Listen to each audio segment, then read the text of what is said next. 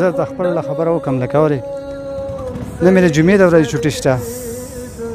او نه مې د اختر چوټي شته لکه چې مونږ څنګه وکړم بس راوځم خپلې غریبۍ لکه سړی خو همدا غواړي موږ چې دې ځای ته هم چکر وګورې دغه ځای ته هم چکر ولګولې خو د غریبۍ داسې شی دی چې بس اورې هغه یې موږ چکر و دغه ته هم نه پرېږدي لکه او بیا د ده دا ګیله چېرې دلته موږ سره خلک چیړ کوي چېرې په 40 روپۍ ګیلاس ورکوې ګران دی او ارزان دی او بلانکی دی او ډنګرې دی څنګه چې زړه غواړي هغه نه کېږي څه وکړم خدایه خدایه خدایه دا به څه کېږي ملګرو د اختر دویمه ورځ ده خو د غریب سړي د دې اختر په دې خوشحالۍ کې هم نصیب نه وي داسې ډېر خلک به تاسو په دې بازارونو کې کتلي وي د دې اختر په دې ورځ باندې چې دوکانونه به کولاو وي هغوی به خپل کار خپل روزګار کوي ولې د هغه حق نشته چې هغه اختر مناو کړي ولې د هغه حق نشته چې هغه هم زما او ستا په شان او د دغه حکمرانانو د بچو په شان او د دغه حکمرانانو په شان خوندونه د دې اختر نه واخلي وجه څه مجبوري وجه څه د دې حکمرانانو دا چې کوم حالات یې په دې ملک باندې جوړ کړي نو زما دغه ځوان زلمی بچې زما دغه ځوان زلمی رور دا یې په دې مجبوره کړی دی چې ته د اختر مه مناوهه ته د دې اختر په ورځ باندې هم روزګار وکړه هغه خپله غریبي خو په څنګ کې مې ولاړ لا رور شینکي کې دې وخت کې موجود یم دلته یې د شربتو ګاډۍ لګولې ده والله دې زړه مې څه عجیبه کیفیت و نو ړه مې وغوښته چې زه د سره خبرې کول غواړم څنګه بیا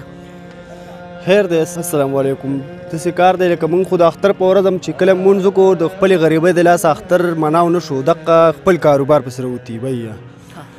او بیا دغه چې لکه کله رالو دلته هم لکه رنګ په رنګ خلک ځي راځي نو موږ خپلې گاډۍ ته ولاړ لکه خپل شربت خرڅو 30 او 40 روپۍ ګیلاس ورکو ډېر خلک داسې رایي چې ګران دی په هغې راسه چړه مو کي ډېر خلک بې عزتي هم پکې دغه شي خو لکه موږ هغې ته هم نه ګورو موږ خپله غریبي ده بس لکه د چا ارمان دی نه و چې په دې اختر کې تام چکرې والي ستا په شان نوجوانان به څوک به مري ته تلي څوک به کالام ته تلي دلته به هم ستا خواله راځي ته به ورته ګورې خفګان نه راځي ارمان خو لکه داسې چې ارمان خو شته دی چې زه دې لاړ شم ملکڼ ته کالام ته لکه چترال ته لکه داسې غیر علاقې دي چکرو ځای دپاره ولې زما ارمان ولې نشته چې زه دې ځایونو ته لاړ شم خو څوک د غریبۍ د لاسه موږ خپل ځان له مزدوري وکړو یو ټیم روټۍ پیدا کړو کو نه موږ لاړ شو چکر ولګوو د دې رور دې غریب د پیسو په ټکس باندې به د دغه حکمرانانو بچي د اختر په شپه باندې داسې څیزونه اخیستي چې هغه به زما او ستا د سوچ نه بهر وي هغه خلک د دې غریب د ټکس په پیسو باندې به د دې اختر دا 3 ورځې چې کمپلیننګ دی نو دا به جوړوي څوک به وایي مري ته ځو څوک به وایي نه مري خو مونږ ګوټ په ګوټ لیدلې ده کالام ته ځو څوک به څه وایي څوک به څه وایي کپړې لس او اته جوړې به هغه خلکو جوړې کړي کوم چې د دې غریب د ټکس په پیسو باندې خوند د ژوند اخلي خو زما د دې غریب په قسمت کې د اختر دا خوشحالي هم نشته چې دا 2-3 ورځې په آرام او په سکون باندې تیر کړي وجه څه ده وجه هم دقه ده چې په دې ملک کې حالات داسې دي چې یو ورځ یو منټ هسې کښېني نو ژوند بیا نه تیریږي ژوند بیا ډېر ګران وي نو داسې په بازار کې به ډېر خلک تاسو لیدلي چې هغوی به د اختر په دې ورځ باندې خپل دوکانونه کولاو کړي دغه د اختر د خوشحالۍ حق د دې خلکو نه چا واغستو هغه بې ضمیرو چې کوم دا ملک خرڅ کړی دی اخره کې به څه ویل غواړي اخره کې موږ څه وایو نوید بیا بس دغه لغه دی چې لکه تاسو مو کتو د حالات او نور خلک هم ګوري چې کوم دلته راځي هغې هم ګوري او بیا د ده دا ګیله چېرې دلته موږ سره خلک چیړ کوي چېرې په 40 روپۍ ګیلاس ورکوې ګران دی او ارزان دی او بلانکی دی او ډنګرې ډېره د افسوس خبره ده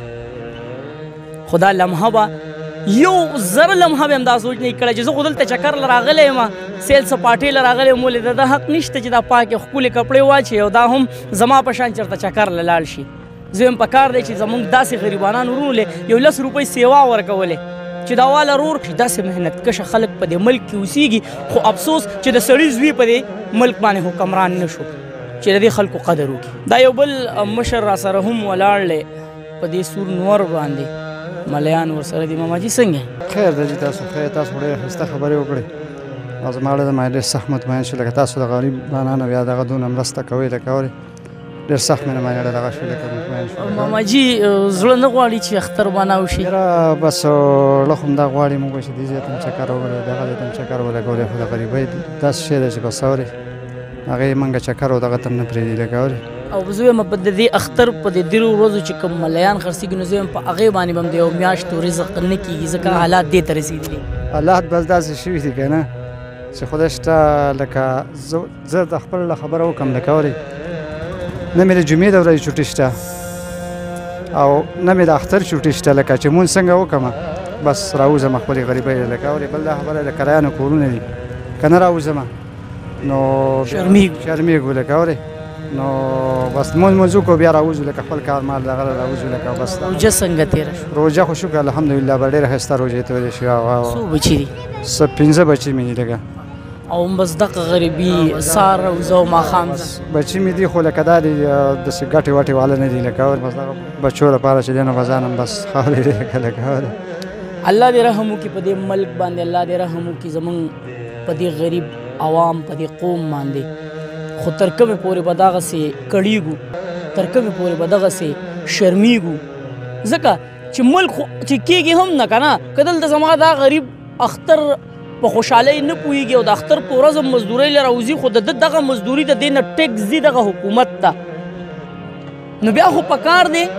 چې دا ملک ټیک شوی وی که نه چې زما د ملک غریب قرباني ورکوي ولې ملک نه ټیک کېږي وجه څه ده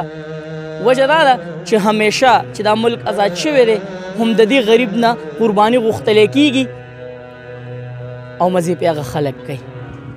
الله دې زمونږ په دې ملک باندې رحم وکړي خپل سره هم دې په خدای پاک وکړي لکه اورې خدای دا منګیانې دا غربت دې خدای پاک ختم کړي لکه اورې دغه و ملګرو د دې غریبانانو